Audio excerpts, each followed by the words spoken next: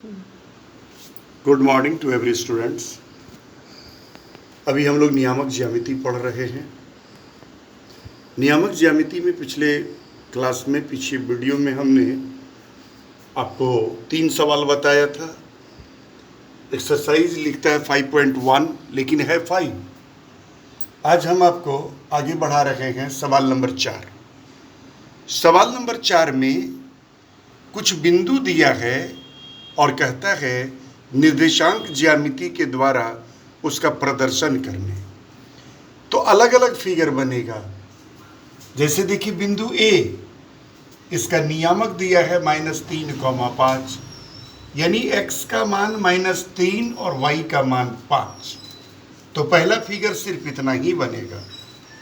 दूसरा में है बिंदु बी, जिसका नियामक है 3, -5, तो 3 और -5 के सामने। दूसरे में केवल इतना ही बनेगा।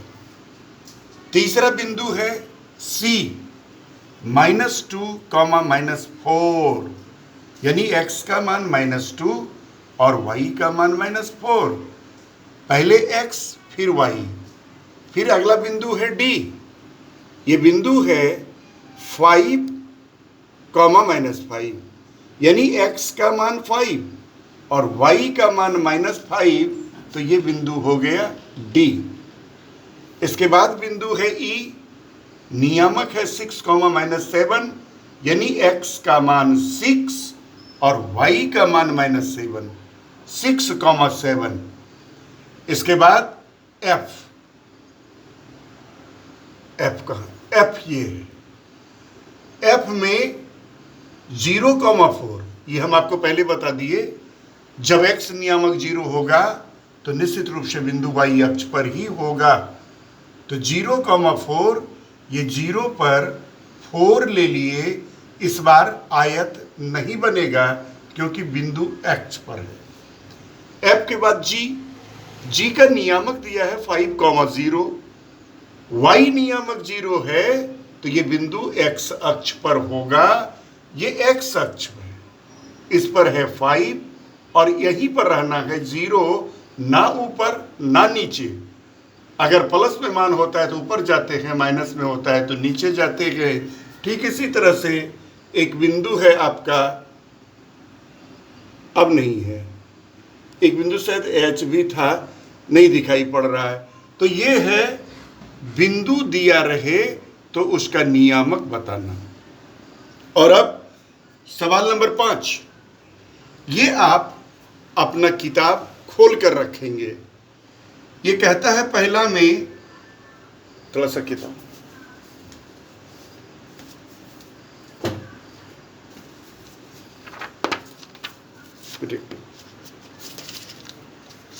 इसका सवाल है बिंदु बी का भुज और कोटि।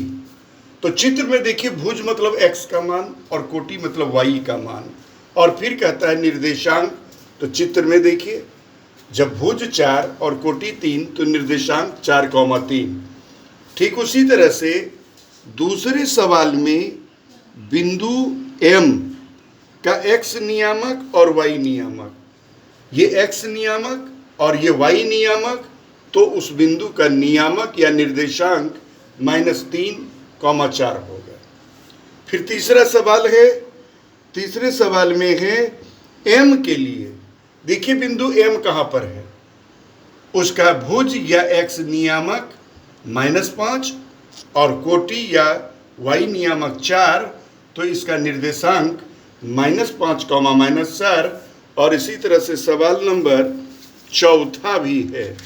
चित्र हमेशा देखते रहिए। देखिए हमको बताने के लिए किताब उठाना पड़ा। बिंदु S, देखिए किताब में बिंदु S कहाँ पर है। ये है इसका x निर्देशांक और ये है y निर्देशांक। तो इसका निर्देशांक या नियामक 3, -4 हुआ। तो आज बनाना कम था, समझाना ज़्यादा था। अगर आप समझ गए तो बहुत अच्छी बात है, और अगर समझ में दिक्कत है तो या तो बीच में आके पूछ लीजिए, या जब क्लास चालू होगा तो फिर से इस एक्सरसाइज को हम रिपीट कर देंगे। आज के पहले वीडियो में बस इतना ही।